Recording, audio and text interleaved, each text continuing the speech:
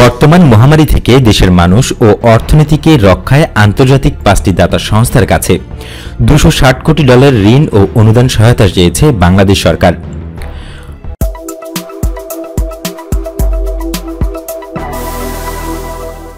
বর্তমান বিনিময় হার অনুযায়ী বাংলাদেশি মুদ্রায় এই অর্থের পরিমাণ 22,100 কোটি টাকা।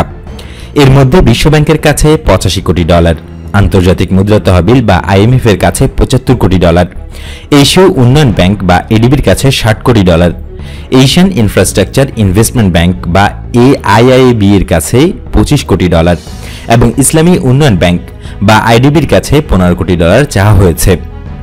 এ বিষয়ে জানতে চাইলে অর্থনৈতিক সম্পর্ক বিভাগ বা ERD এর সচিব ফাতিমা ইয়াসমিন জানান, মহামারী থেকে দেশের মানুষ ও অর্থনীতিকে রক্ষায় এই জরুরি সহায়তা চেয়ে চিঠি পাঠিয়েছি।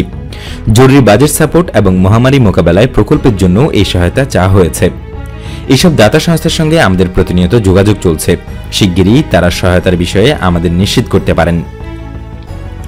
ERD জাপান অনুবিভাগের অতিরিক্ত সচিব শহীদুল ইসলাম জানান, করোনা ভাইরাসের সংকট মোকাবেলায় জাপানের আন্তর্জাতিক সহযোগী সংস্থা জাইকার কাছেও সহযোগিতা চেয়ে চিঠি পাঠানো হয়েছে। তবে তারা একক কোনো প্রকল্প বা বাজেটে সহায়তা হিসেবে সহায়তা দেয় না, তারা প্যাকেজ হিসেবে সহায়তা দিয়ে থাকে। এই পরিস্থিতিতে তারা হয়তো কারিগরি সহায়তা বা ঋণের সুদ মওকুফের মতো বিষয়গুলো দেখতে পারে। করোনা ভাইরাস মোকাবেলায় জাপান চিকিৎসা সরঞ্জাম দিয়েও সহায়তা করতে পারে বলে আশা করছেন তিনি। বিশ্বব্যাংকের কাছে বাংলাদেশ সম্প্রতি একটি চিঠি দিয়ে $85 কোটি সহায়তা চেয়েছে। এর মধ্যে বিশ্বব্যাংকের সঙ্গে সরকারের বাজেট সহায়তা হিসেবে 3 কিস্তিতে $75 কোটি প্রাপ্তির একটি চুক্তি বিদ্যমান রয়েছে। ওই চুক্তির প্রথম কিস্তিতে $25 কোটি আগেই নিয়েছে সরকার। চুক্তির দ্বিতীয় কিস্তির $25 কোটি এবার জরুরিভাবে দেওয়ার অনুরোধ করা হয়েছে। আর বিদ্যমান পরিস্থিতিতে দেশের অর্থনীতি সামাল দেওয়ার জন্য বিশ্বব্যাংকের কাছে নতুন করে আরও $50 কোটি বাজেট সহায়তা চাওয়া হয়েছে। এর বাইরে মহামারী মোকাবেলায় প্রকল্পের জন্য $10 কোটি চাওয়া হয়। সব মিলে বিশ্বব্যাংকের কাছ থেকে মোট $85 কোটি চেয়েছে বাংলাদেশ। এর মধ্যে গত শুক্রবার বিশ্বব্যাংক বাংলাদেশের জন্য $10 কোটি জরুরি সহায়তা বোর্ড সভায় অনুমোদন দিয়েছে। এই জরুরি সহায়তা এখন ছাড়ের অপেক্ষায় রয়েছে।